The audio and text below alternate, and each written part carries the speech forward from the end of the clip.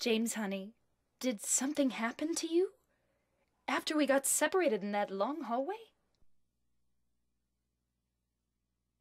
Are you confusing me with someone else?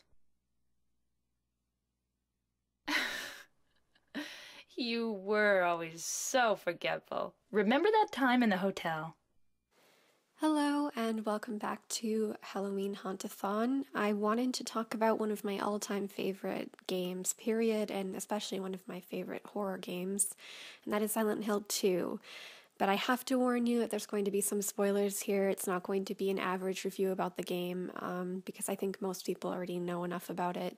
But I want to kind of dive into what the monsters represent, what the characters represent, and the deeper meaning behind Silent Hill 2. So if you haven't played the game, then you should probably not watch this unless you don't care and you don't intend on playing the game, then that's fine too. But just spoiler warnings. So yeah, you've been warned. So we're going to start with what the monsters represent to James Sunderland's unconscious mind. So you have the nurses, and they are kind of there to represent James's sexual frustration, not being able to sleep with his wife because she's sick. And Mary never dressed very provocatively. She was always very conservative, which he probably didn't like very much. He probably never felt that she was sexy enough for him, especially when she was ill. The Mandarin is a feminine-looking monster which stays slightly underground but has two large arms with what appear to be lips, which would represent female genitalia at the end of their arms and hands. Again, this is to represent James's unconscious mind, his unconscious desires, that he feels frustrated by not being able to have sex with Mary, and just basically how his view on women is that they are kind of more sexual objects to him than people. Then we have the mannequin monster, which again reminds James of his true feelings about women and his sexual frustration. They may also remind him of his wife, Mary. The mannequins are usually just two pairs of legs, sometimes two pairs of legs sewn together. So they're standing on legs and they have legs pointing up into the air. Pyramid Head shows up later when you come across your first mannequin and seemingly assaults two mannequins at the same time. That is, sexually assaults them, which reminds James of his dominant behavior in terms of his wife and women, that he's owed sexual favors from them, that he's owed their sexual bodies, that they kind of belong to him as objects and less as people. And then finally, Pyramid Head represents the repressed nature of James, someone who likes to be in control, especially when it comes to women. Pyramid Head also acts like an executioner, which is fitting since James basically executed his wife by putting the pillow over her face when she was too sick to give him what he wanted. Pyramid Head's shape and weapons are all phallic in appearance, and those kind of symbolize masculinity as well. So the basic gist with Pyramid Head is he's come to also punish James for what he's done to his wife and for how he views women. It's kind of the representation of all the horrible parts of James, but that Pyramid Head is basically there to hopefully kill James. So now we're going to talk about the people that you run into in Silent Hill 2. Starting with Eddie, he's the first person that you run into. He sees the monsters as people that are picking on him because it seems like in his childhood and through his adolescence, he was picked on and bullied and made to feel as though he didn't matter or that he was nothing, that he was fat and all these horrible things. So why he's come to Silent Hill, I'm not entirely sure. It could be to find out why people think he's such a horrible person, or to seek revenge on people that were bad to him in his childhood. It's a little bit unclear, but he sees his monsters as tormentors, as bullies. Angela is probably my favorite character on this game.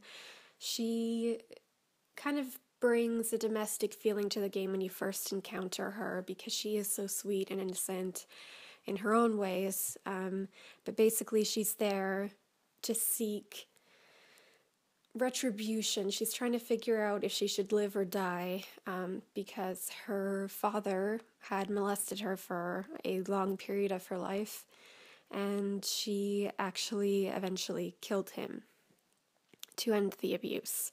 So now she's come to Silent Hill to decide whether or not to live or die.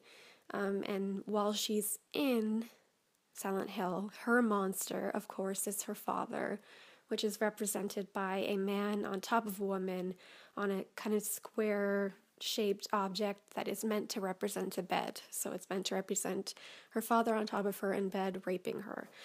That's the monster that she sees, and later James does kill that monster for her.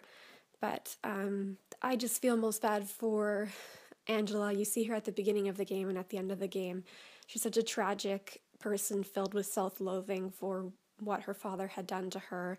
She blames herself for it, and it's just a truly sad story and such a beautiful character, honestly, through and through, one of my favorites. Next we have Laura.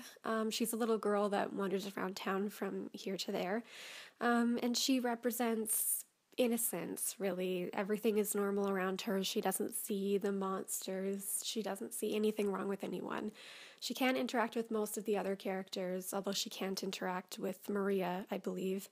But she's basically just this brave little girl who's in this town that is perfectly normal for her, and that she doesn't have any demons, and that she has remained innocent. So she's the innocent portion of Mary. Probably it could represent Mary, or innocent parts of James himself, although it's hard to believe that he would have any innocent parts, but that's the part that Laura plays in this game. And finally, there is Maria. Maria bears an uncanny resemblance to his wife, Mary, and she basically acts as a physical manifestation to torment James. She's dressed in a more provocative manner, which is what James would have preferred Mary to dress as, but obviously she was too sick or too conservative.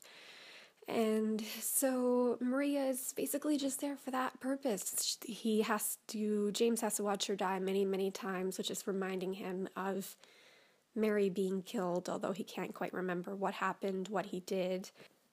Maria is not seen by anyone else. She is only seen by James when she's forced to try to interact with the other characters like Eddie and Laura. She cannot, so there is some possibility that they could see her as something else, other than what James sees her as, so she runs away, or she just is kind of his imagination as punishment for what he did to Mary. So that's the summary of Maria. So I know I've talked about Silent Hill 2 in the past, although not this in depth, but I've been playing through it again recently, and I just really wanted to dedicate another video to it because it has so many layers, and it's such an amazing game, one of the greatest games of all time, in its character development, and its music, and its tone, everything. It's just an amazing, amazing game. And it's also a terrifying game, so I really recommend it for October. I really recommend it for Halloween if you're looking for a good scare. And then on top of that, you get a really good story, and a very complex story, and it's just amazing to me. So if you haven't played Silent Hill, then I'm sorry that you couldn't watch this video, but I hope that I explained some of the things to you if you have played Silent Hill and you weren't too sure of what some things meant. If you have, please let me know in the comments down below your thoughts on Silent Hill 2, and as always, thank you so much for watching. I will have more coming out soon, and they will likely be some more movies rather than video games. Alright, so thanks for watching, and happy Halloween!